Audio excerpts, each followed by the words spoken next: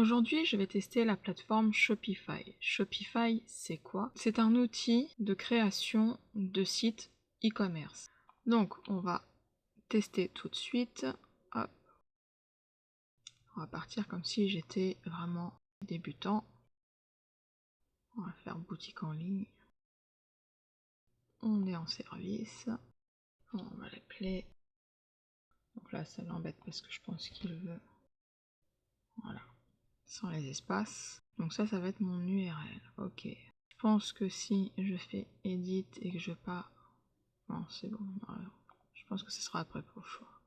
Si je veux pas le My Shopify à la fin, il va falloir que je passe sur une version payante.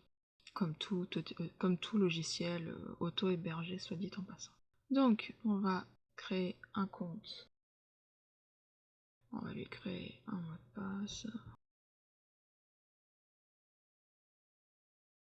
Donc, moi et mes mots de passe, hein, je vais pas chercher midi à 14h, on va aller faire mot de passe perdu.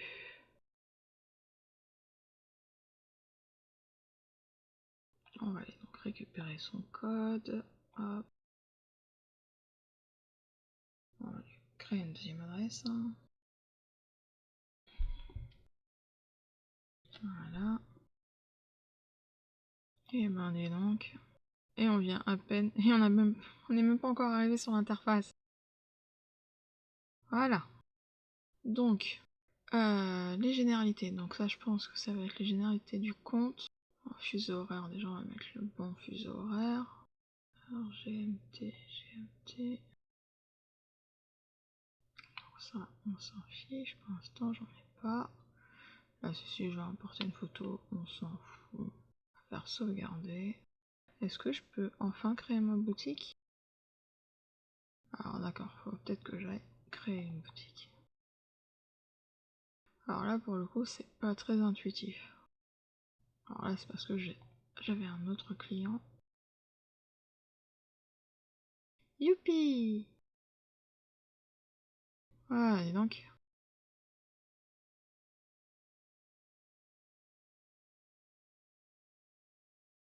Eh ben, dis donc. Bon, ça va, il y a un pas à pas qui est intéressant. Alors, on va le suivre, le pas à pas. Ajoutez votre premier produit. Ok, donc on va l'appeler. Ce qui est cool, c'est qu'on va pouvoir gérer ça. Donc juste parce que je suis une feignasse. Hein. On va juste aller copier ça. Hop. Bon, copier-coller déjà c'est pas mal.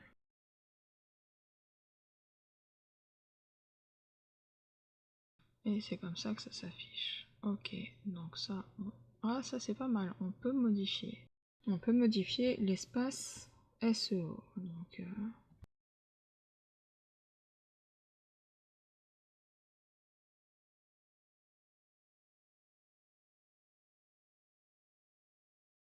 Ok, ça c'est cool. Et en plus, c'est modifiable assez facilement. Ok, ça c'est pas mal quand on a une boutique et qu'on a un tarif au poids. Ok, d'accord. Donc là, je fais enregistrer. Je suis obligée de mettre dans une autre catégorie. Ça va être emmerdant. On va mettre ça. Hein. Je vais enregistrer, ok. Voir l'aperçu, ça ressemble à quoi pour l'instant? Comment j'ai accès à ce truc-là? Ok. Bon, on verra ça juste après.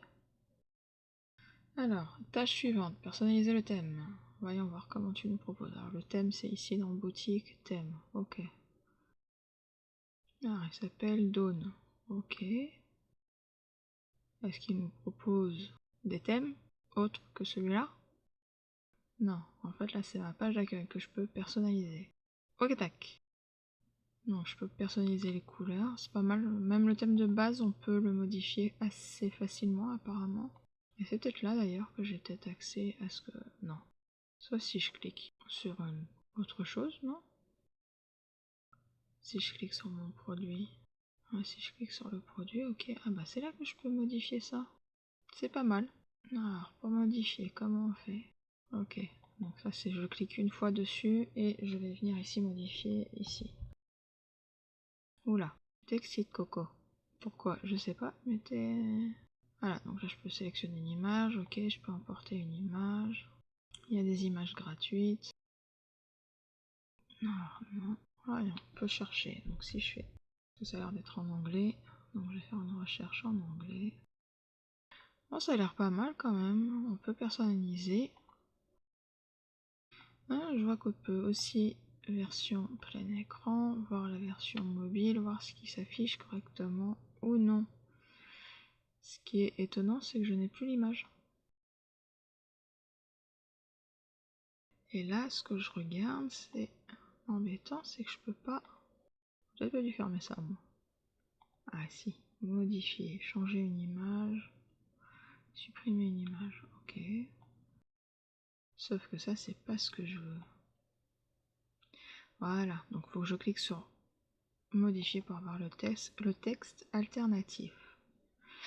C'est intéressant, ça c'est cool, c'est-à-dire que je peux quand même référencer une partie de mon image. On va faire enregistrer, on va sortir. Bibliothèque de thèmes, essayer de nouveaux thèmes. Ah bah en fait c'était juste en dessous. C'est juste moi qui a pas été jusqu'en bas. Donc il y a une bibliothèque de thèmes. Ok, ça c'est cool. Alors, voyons voir ce qu'il y a en gratuit. Ah, on peut réduire, ok. Celui-là, bon, c'est celui-là que j'utilise. Hein. Il s'appelle Studio, Craft. Il n'y a pas grand chose quand même. Ensuite, donc, voyons voir ce qu'on a. Ajouter des pages. Donc là, je suppose c'est si je veux ajouter une page à propos par exemple. Ok, j'ai la page contact. Ok, là. Ah, on peut toujours modifier, ça c'est cool. Modèle de thème contact, mais ça ressemble à quoi? Il y a un formulaire, ouais, c'est bon, il y a un formulaire de contact. La question est, par exemple, si j'utilise Photo Studio, yes, je peux utiliser quelque chose. Alors, voyons voir si ça fonctionne correctement. Donc, Photo Studio, pour ceux qui ne le savent pas, c'est un outil, c'est un CRM, c'est un outil de gestion de clients et de facturation fait spécialement pour les photographes. Enfin, spécialement, principalement pour les photographes. Hop. Donc là, je vais venir copier ce code. Si je viens ici, le coller, je fais enregistrer, il s'affiche comment? Est-ce que ça me met deux formulaires de contact? Ça me met même pas le... Ok. Donc faut-il que je mette page par défaut? Voilà, faut que je mette page par défaut. D'accord, donc ça va, c'est intéressant. Alors il va absolument que je crée une deuxième page, on va lui créer une deuxième page. Bon, je peux toujours modifier ici, machin, ok, hop. Si je retourne sur accueil, organiser la navigation de votre... Donc voilà, je suppose qu'on va voir le menu. Ouais, c'est ça, donc dans toujours boutique. Et là, je vais dans navigation, ok. Ici, ok. Là, je vais ajouter un nom. Là, je peux aller chercher une page, ok. Et après, je peux la prendre et la mettre en haut. Ouais, c'est assez simple. Ça, c'est cool. Ok, alors, hop. Personnaliser le nom de domaine. Donc là, je suppose qu'il faut que je passe par la caisse. On peut connecter un domaine existant, ça c'est cool. Donc là, je vais pas le faire parce que j'ai déjà mon nom de domaine. Mais je suppose qu'il faut passer par la caisse. Après, configurer vos canaux de vente. Qu'est-ce que tu veux que je configure? Ok, donc c'est pour moi connecter Facebook, Insta, Google.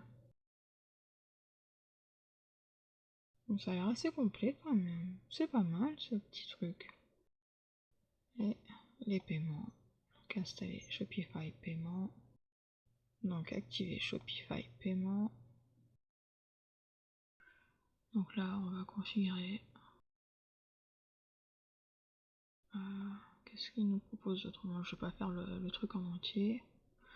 Non, on peut aussi demander à ce que Amazon soit notre mode de paiement. Ok, PayPal.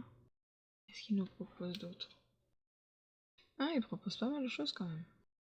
Molly, Amazon.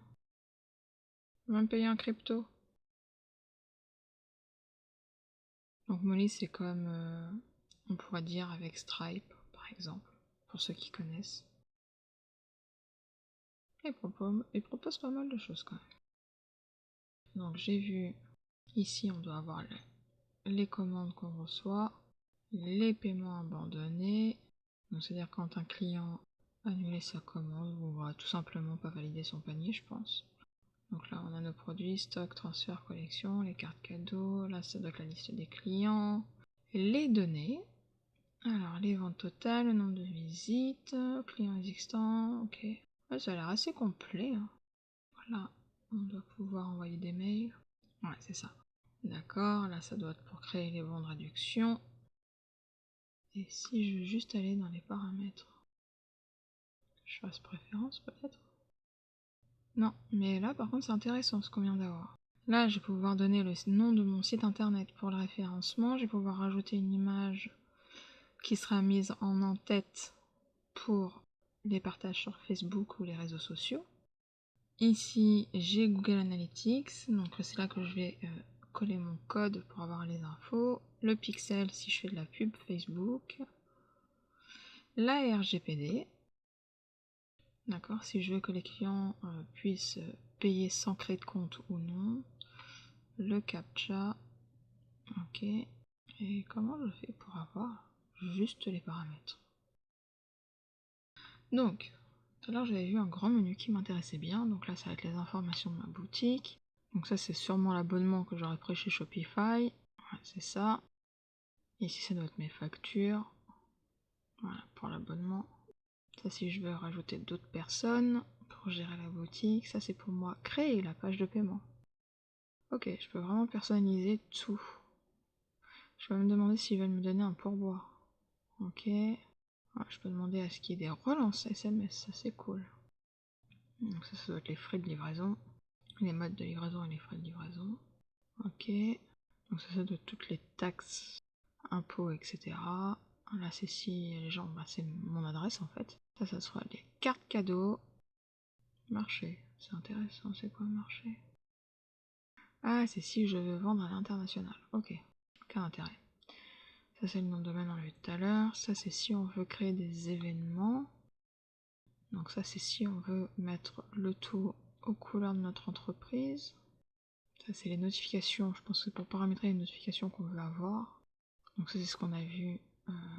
C'est si on veut... Ah non, c'est pas ce qu'on a vu. Ça c'est si on veut ajouter des nouvelles choses. Par exemple sur un produit, si on veut rajouter en ligne ou en présentiel par exemple. D'accord. Donc ça c'est tout ce que j'aurais téléchargé dessus, la langue et la politique de confidentialité. Ok, non, mais en fait Shopify, je l'ai découvert, je l'ai testé, c'est un peu long à la création, mais il a l'air pas mal à utiliser, c'est pas mal simple, je pense, quand on a une boutique en ligne et qu'on veut pas se prendre trop la tête. Il y a une chose que je me pose en question, tiens, est-ce que, ouais, je peux importer, par exemple, si j'ai déjà un fichier Excel avec tous mes produits, ça m'évite de les retaper à la mimine, ça c'est cool. Ça peut être pas mal. Ah, j'ai pour l'instant un bon avis sur Shopify. Si je veux voir la boutique en ligne, on va aller voir un peu côté SEO ce que ça vaut. Ok, donc il respecte encore. Ici, ok. Ouais, par contre il a un code qui est vachement dégueulasse pour le coup. Ça c'est un code qui est assez lourd. Question que je me pose, est-ce que j'ai une H1? Ok, ma balise H1 c'est ça, et c'est le nom de ma boutique, donc c'est ce que j'aurais défini ici. Non, ça a l'air pas mal. Si je fais ça, hop, copier, je vais aller vérifier. La hiérarchisation. Ok, bon en fait comme je l'ai pas activé, le truc il veut pas. Et il voit bien, booste ton site comme une H1. Mais ça a l'air pas mal. Ouais, bonne découverte Shopify. Donc là c'est la Stéphanie du montage qui a préféré attendre quelques jours pour faire la conclusion. Comme tu as pu l'entendre tout au long de la vidéo, c'était mon impression à chaud. Il y a des avantages et des inconvénients avec Shopify. Comme toute plateforme auto-hébergée, ça serait de ne pas pouvoir récupérer son site pour le mettre ailleurs. Par contre, on peut récupérer notre liste de produits, ça c'est déjà un bon point. Je pensais pas qu'il serait aussi personnalisable, aussi intéressant. Donc oui, si on souhaite avoir une boutique en ligne, je pense que je recommanderais Shopify. En tant que photographe, je le conseillerais si on est auteur et qu'on vend des tirages uniques, encadrés dans certaines conditions. Si on est dans la prestation de service, je pense qu'on risque d'être très vite limité. Donc voilà, voici mon avis. Maintenant, je te laisse t'abonner à la chaîne, à mettre un pouce bleu si cette vidéo t'a plu, à activer la cloche des notifications pour recevoir les prochaines vidéos et à la partager. C'est à toi de jouer. Tu veux encore continuer à travailler ton référencement, je te laisse avec 2 vidéos. Et moi, je te dis rendez-vous à la prochaine. Ciao!